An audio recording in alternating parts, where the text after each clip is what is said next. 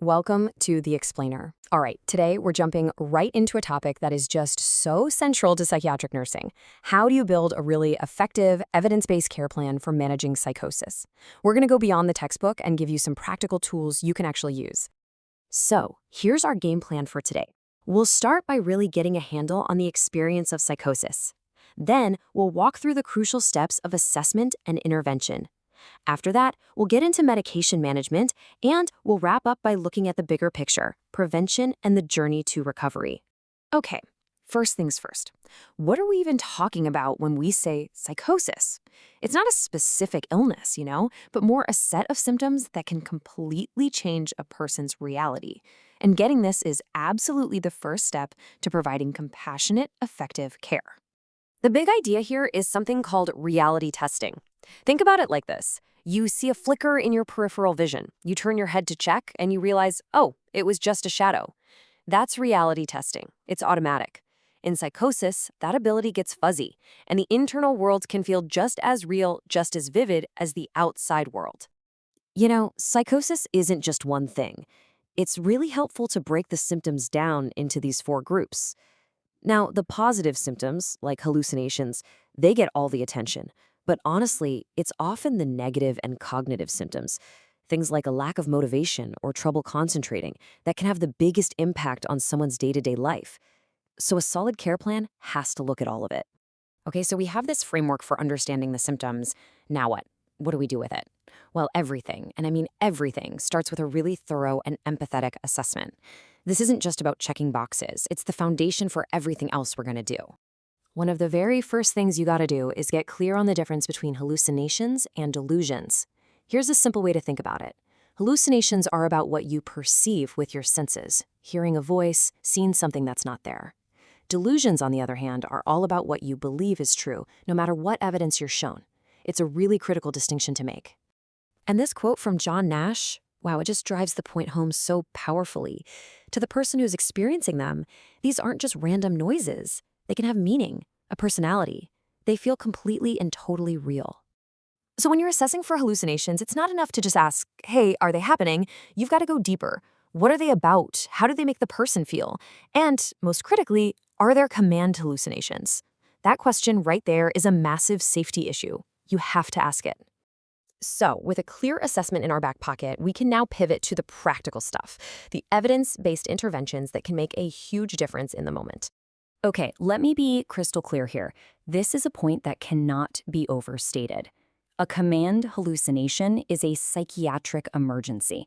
If a patient tells you they're hearing a voice telling them to hurt themselves or someone else, that's an all-hands-on-deck situation. Safety becomes priority number 1. So what does this look like in the real world? Let's role-play it. Notice how the nurse starts here. It's just a simple, non-judgmental observation. It's an invitation to talk, not an accusation. That right there opens the door for the patient to feel safe enough to share. And there it is. The patient shares the command and the persecutory idea behind it. Now, this is a real fork in the road. What the nurse says next can either pour water on the fire or gasoline. This response is just a masterclass. Let's break it down. 1. The nurse gently presents reality. I don't hear those voices. 2. They validate the feeling, not the experience. It must be very frightening. And 3. They focus on immediate safety. I want to help you feel safe. It's simple, it's powerful, and it works. So to quickly recap, here are 4 really useful strategies.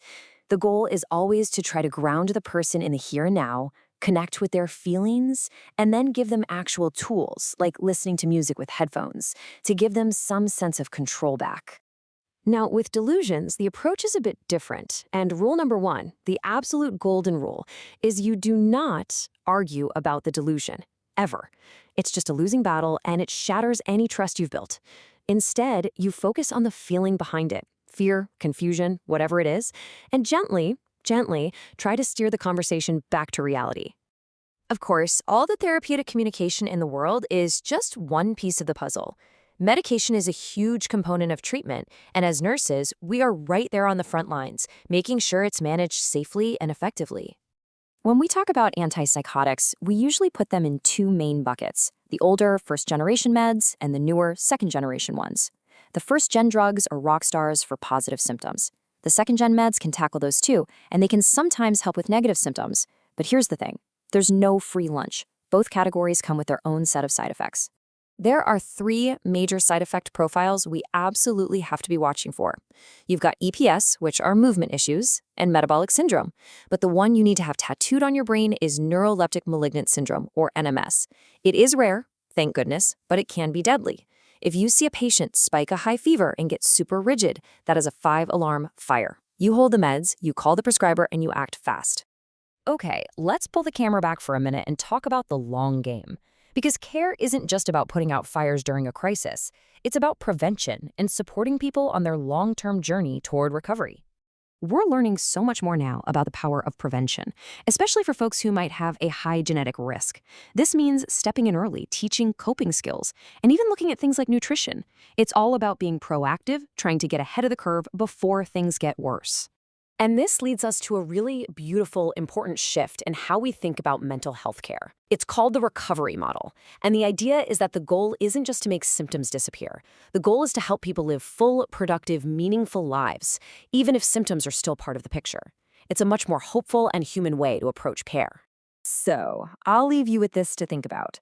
How do we, as healthcare professionals, go beyond just symptom control? How do we build a system that truly nurtures recovery, that fights back against stigma, and that champions the idea that a rich, full life is possible for everyone?